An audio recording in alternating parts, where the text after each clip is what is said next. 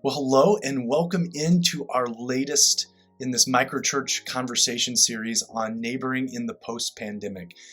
As we're kind of coming out of hibernation and life is getting back to normal, which is beautiful, we're trying to say place matters. We're trying to help people rediscovering neighboring in brand new ways. We believe Jesus has called us to love our neighbor, our actual neighbor, those that he's placed us in proximity with. And so we're just trying to put that in our radar very practically. And we're doing this by walking through the fruits of the Spirit in Galatians 5, 22 and 23, these 9 things that should be flowing out of us if we're living in the Spirit. And I think these are beautiful manifestations of what it looks like to live out the way of Jesus. We've already talked about love and joy and peace, and now we're going to talk about patience. And I'm going to tell you, this isn't going to be a long video. I'm not going to spend a lot of time talking about the nuance of this, because if you've been tracking with Renaissance at all, you know that for the last 7 months, we've been in a series in our celebrations called Slow Church, where we've been talking about discovering a patient, slow spirituality, that we really believe that Jesus is inviting us to slow down and rediscover a fuller version of our humanity. So I'm not going to spend a bunch of time talking about it, except for just what it means to be patient in our neighboring. In fact, I believe neighboring is a patient pursuit. It's a slow pursuit.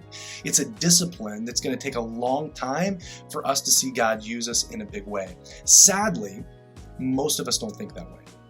These days, I get to have a lot of conversations with people in all different realms of life about neighboring and living on mission. And one of the things that I often hear is that when people start hearing these concepts and they start brainstorming, their instant instinct is to think big. Like, oh, I've got to throw a neighborhood block party. Or I've got to have a neighborhood barbecue where I'm going to have everybody over. Or I'm going to try to rally everyone to this cause or this thing. And none of those things are bad. In fact, I'm always excited when people start dreaming. But my fear always is that people are setting themselves up for a very unsustainable, impatient pursuit. It's unsustainable because these sorts of things aren't things that we have the time and the resources to do all the time. And so our instant neighboring instinct is to think, how do I throw an event or how do I do something huge? And again, we can't keep doing that. And again, neighboring doesn't necessarily work that way, as much as we'd like it to be that quick. And in fact, that leads me to the second part, impatience. It's impatient because I think we really think in our minds, like, if I do this thing, or if I throw this event, my whole neighborhood will be fixed, or I'll know all of my neighbors. And again, not that those events are bad, but true neighboring is something that is a discipline that is a series of kind of seemingly small, insignificant decisions that we make to prioritize our neighbors every day, every week, every month.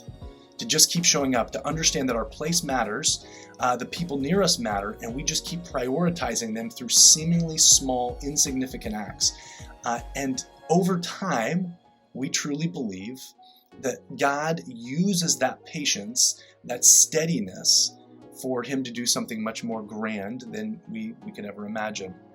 In fact, I love Steve McDowell, who writes a lot about neighboring, he's got a term he's coined for this called micro-neighborliness, and he defines it as this. He says, micro-neighborliness is the small, the patient, and practical ways that we pivot towards our localities and the people that we share them with. He goes on to say, from supporting local entrepreneurs to tending to community gardens to hosting bonfires to sitting on our front porches so that we can be there can be openness to connection. Small acts of neighborliness deepen our local presence, move us toward the people we share proximity with, and subvert the loneliness, isolation, and fragmentation that exists in our local context. You see, he's calling us to all these seemingly small things, these small decisions we make to prioritize our neighbors, to do something, maybe an act of kindness, or maybe a way of creating conversation and relationship. And none of them on their own look that grand, but over time, something pretty magical happens. In fact, Tim Sorens calls this the compounded interest of local presence. The compounded interest of local presence. I love that. It's the idea that the sum of these micro acts of our patience is far greater than any singular isolated contribution could make. And so what we're looking to do is, rather than this immediate quick fix, big bang local presence type deal, is we're trying to say, how do I just keep showing up? How do I take neighborhood walks? How do I be in the front of my house more often? How do I loan tools and things to my neighbors? How do I do little small acts of kindness? How do I generate conversation? How do I care for somebody that's in need? All these small things over and over again shape the identity of our neighborhoods and honestly shape people's lives. We so often think that our local governments or developers or all sorts of other people are the ones that end up shaping our neighborhoods. And I truly believe that it's the people that just keep showing up that end up shaping the identity of our neighborhoods. And so my very quick question to you is this: what are some just small decisions you can make this week to just start prioritizing your neighborhood? Again, maybe it's just a walk. Maybe it's just trying to have one conversation. Maybe it's moving from your back of your house to your front of your house for something. Maybe it's, whatever. Doing something in an act of kindness for that one person that you keep saying, oh, I need to do something for them, or I need to care for them, and you just keep being too busy for it. Whatever it is, what is maybe just some small things that you can kind of be encouraged and inspired to keep doing micro acts like that don't take so much of your time and resources. They are sustainable, and it's out of that patience that you're trusting that God is going to do something much greater than you could ever ask or imagine.